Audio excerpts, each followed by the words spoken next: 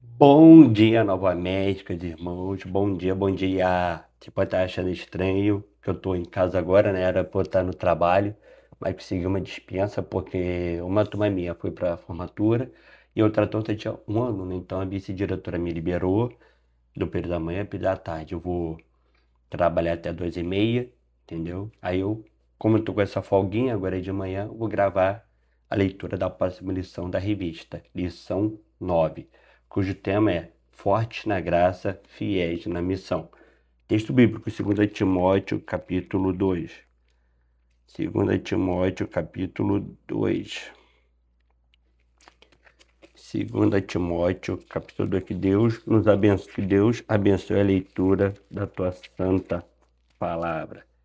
Estou lendo na minha versão é ARA, Almeida Revista Atualizada, Bíblia do Centenário. Vamos lá. 2 Timóteo, capítulo 2. Tu, pois, filho meu, fortifica-te na graça que está em Cristo Jesus. E o que de minha parte ouviste através de mim, de muitas testemunhas, isso mesmo transmite a homens fiéis e também idôneos para instruir a outros. Participa dos meus sofrimentos como bom soldado de Cristo Jesus. Nenhum soldado de serviço se envolve em negócios desta vida, porque o seu objetivo é satisfazer aquele que o regimentou. Igualmente, o atleta não é coroado se não lutar segundo as normas. O lavrador que trabalha deve ser o primeiro a participar dos frutos. Pondera o que acabo de dizer, porque o Senhor te dará compreensão em todas as coisas. Lembra-te de Jesus Cristo, ressuscitado de entre os mortos, descendente de Davi, segundo o meu evangelho, pelo qual estou sofrendo até algemas, como malfeitor. Contudo, a palavra de Deus não está algemada. Por essa razão, todo suporto por causa dos eleitos, para que também eles obtenham a salvação que está em Cristo Jesus com a eterna glória. Fiel é esta palavra. Se já morremos com ele, também viveremos com ele. Se perseveramos, também com ele reinaremos. Se o negamos, ele, por sua vez, nos negará. Se somos infiéis, ele permanece fiel, pois de maneira nenhuma pode negar-se a si mesmo. Recomenda estas coisas, dá testemunho solene a todos perante Deus, para que evitem contendas de palavras que para nada aproveitam, exceto para a subversão dos ouvintes. Procura apresentar-te a Deus aprovado, como obreiro que não tem de que se envergonhar, que maneja a minha palavra da verdade. Evita, igualmente, os falatórios inúteis e profanos, pois os que deles usam passarão a impiedade ainda maior. Além disso, a linguagem deles corrói como câncer, entre os quais se inclui Himeneu e Fileto. Esses se desviaram da verdade, asseverando que a ressurreição já se realizou, e estão pervertendo a fé a alguns. Entretanto, o firme fundamento de Deus permanece, tendo este selo. Os seus conhecem os que lhe pertencem. E mais, a paz se dá injustiça a todo aquele que professa o nome do Senhor. Ora, numa grande casa não há somente utensílios de ouro e de prata, há também de madeira e de barro. Alguns para honra, outros, porém, para a desonra. Assim, pois, se alguém a si mesmo se purificar destes erros, será utensílio para a honra, santificado e útil ao seu possuidor, estando preparado para toda boa obra. Foge, outro sim, das paixões da mocidade. Segue a justiça, a fé, o amor e a paz com os que, de coração puro, invocam o Senhor, e repele as questões sensatas e absurdas, pois sabes que só se engendram contendas. Ora, é necessário que o sábio Senhor não viva a contender, e sim deve ser brando para com todos, apto para instruir, paciente, disciplinando com mansidão os que se opõem, na expectativa de que Deus lhes conceda não só o arrependimento para conhecerem plenamente a verdade, mas também o retorno à sensatez, levando-se eles dos laços do diabo, tendo sido feitos cativos por ele para cumprirem a sua vontade. Vou botar aqui o marcador de página. Beleza, bora.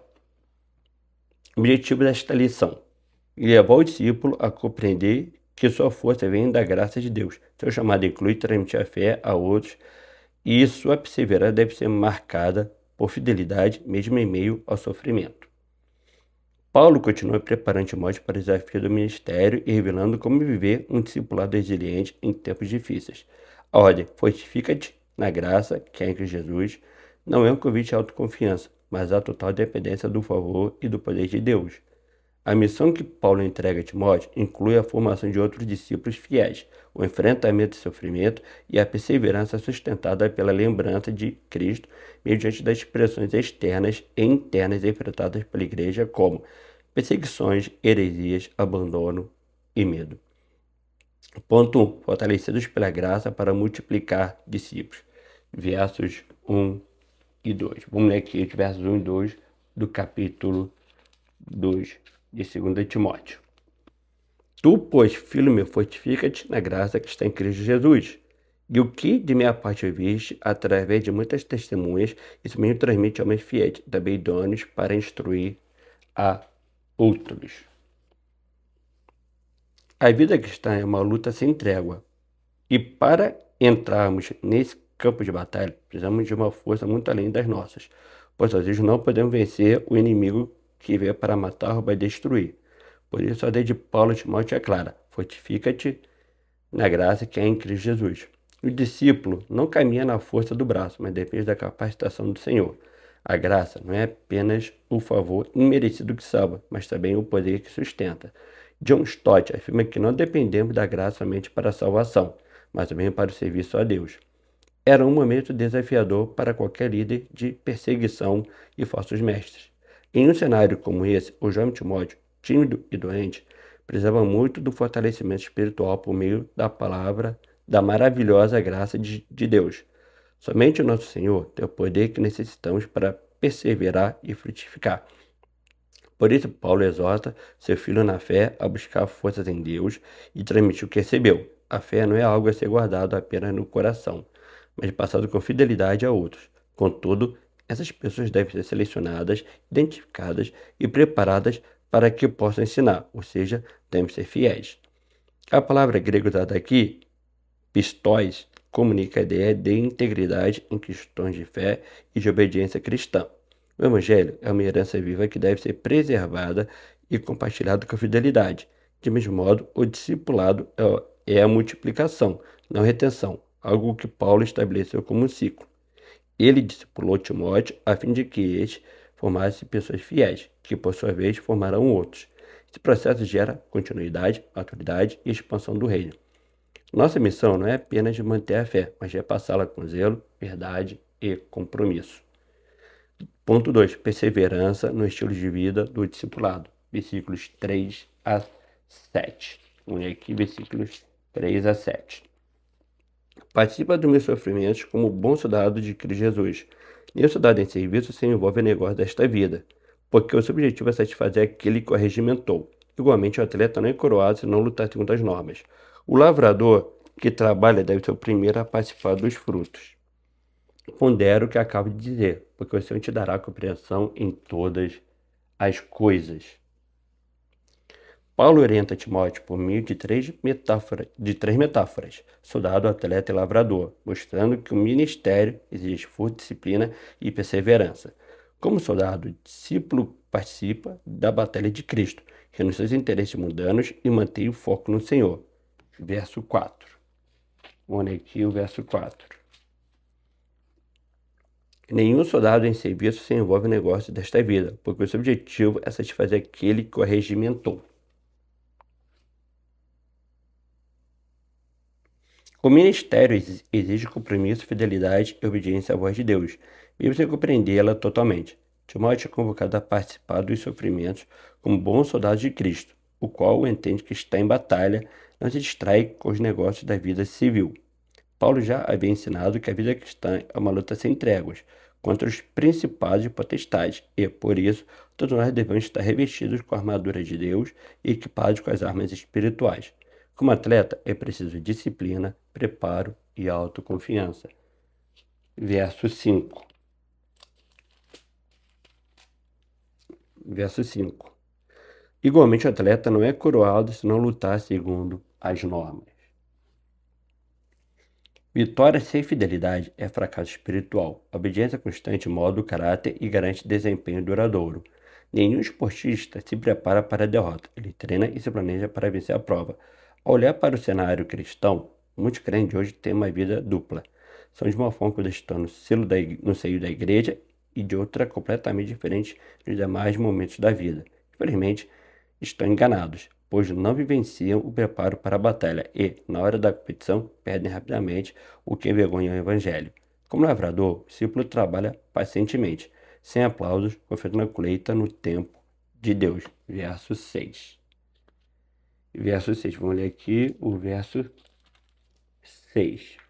O lavrador que trabalha deve ser o primeiro a participar dos frutos. Ele cumpre sua parte, mas depende do Senhor para o crescimento e o fruto. Ele trabalha duro, planta com esforço, sem aplausos, e espera com fé a colheita no tempo certo, a qual é feita com alegria. Se o atleta participa das competições embaixo dos holofotes, o lavrador, por sua vez, trabalha no anonimato de forma árdua, com a mão no arado e sem olhar para trás. Ele depende do tempo, planta, rega, limpa o solo das ervas daninhas, mas é o Senhor quem faz crescer e germinar. Ele depende unicamente de Deus. Essas imagens mostram que o discipulado exige renúncia, disciplina e paciência, mas é frutífero para quem permanece firme. Perseverança nasce do amor e do propósito de servir a Cristo. Ponto 3. A fidelidade de Cristo como fundamento da esperança. Versos 8 a 13. Vamos ler aqui versos 8 a 13. Vamos ler. Lembra-te de Jesus Cristo, ressuscitado de entre os mortos, descendente de Davi, segundo o meu evangelho, pelo qual estou sofrendo até algemas, como um malfeitor. Contudo, a palavra de Deus não está algemada. Por esta razão, tudo suporto por causa dos eleitos, para que também eles obtenham a salvação que está em Cristo Jesus, com glória eterna. Fiel é esta palavra. Se já morremos com ele, também viveremos com ele. Se perseveramos, também com ele reinaremos. Se o negamos, ele por sua vez nos negará. Se somos infiéis, ele permanece fiel, pois de maneira nenhuma pode negar-se a si mesmo. Paulo exorta a Timóteo. Lembra-te de Jesus Cristo, ressuscitado dentre os mortos, descendente de Davi. Verso 8. Lembra-te de Jesus Cristo, ressuscitado de entre os mortos, descendente de Davi, segundo o meu evangelho. O uso do tempo verbal em grego indica uma lembrança contínua. Cristo vitorioso deve estar sempre diante dos nossos olhos, especialmente nos momentos de dificuldade. Fixar-se em Jesus é uma ordem estratégica e a fonte de perseverança do discípulo. Mesmo preso como criminoso, Paulo afirma: a palavra de Deus não está aprisionada. Verso 9. Pelo qual estou sofrendo até algemas, como malfeitor, contudo a palavra de Deus não está algemada. Seu sofrimento é missionário, pois ele suporta as dores pelo bem dos eleitos, para que também alcance a salvação em Cristo. Verso 10. Por esta razão, tudo suporta por causa dos eleitos, para que também eles obtenham a salvação que está em Cristo Jesus com eterna glória. A dor do discípulo fiel pode servir para a vida de outros. Paulo lembra, ainda que sob a perseguição de Nero, muitos cristãos foram martirizados em Roma. Nesse contexto, ele testemunha que, embora o mensageiro possa ser preso, a mensagem nunca pode ser acorrentada. Como disse Barclay, é possível prender um pregador, mas não a palavra de Deus. Nos versículos 11 a 13, Paulo cita um hino primitivo que exalta a fidelidade de Cristo. Se morremos com ele, também com ele viveremos. Se perseveramos, com ele reinaremos. Se o negarmos, ele nos negará. Se formos infiéis, ele permanece fiel. Vou ler aqui 11 a 13. Fiel é esta palavra. Se já morremos com ele, também viveremos com ele. Se perseveramos, também com ele reinaremos. Se o negamos, ele por sua vez nos negará. Se somos infiéis, ele permanece fiel, pois de maneira nenhuma pode negar-se a si mesmo.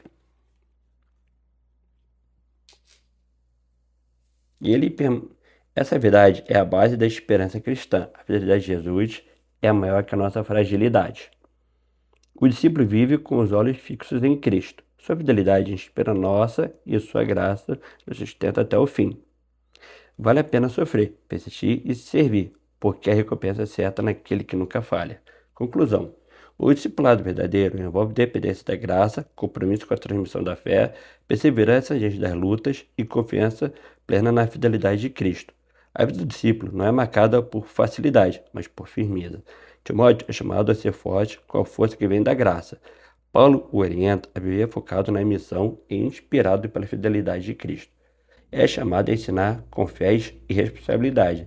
Ele é convocado a sofrer, mas com esperança viva na ressurreição e no reinado com Jesus. Assim também somos nós, soldados firmes, atletas disciplinados e lavradores perseverantes. O verdadeiro discipulado é relacional, intencional e perseverante. É formado na dependência de Deus, transmitido com responsabilidade e sustentado pela esperança. E mais, somos servos de um Senhor que nos deu sua graça, nos chama a fidelidade e garante sua presença. Assim, que a graça de Deus nos fortaleça para cumprirmos nossa missão até a eternidade. Para pensar e agir. 1. Em quais áreas da minha vida preciso buscar mais intencionalmente a graça de Deus? Ponto 2. Qual das imagens, soldado, atleta ou lavrador, mais me desafia hoje? 3. Tenho perseverado diante das dificuldades ou desistido facilmente? Valeu, gente. Até a próxima. Tchau, tchau. Fui. Valeu.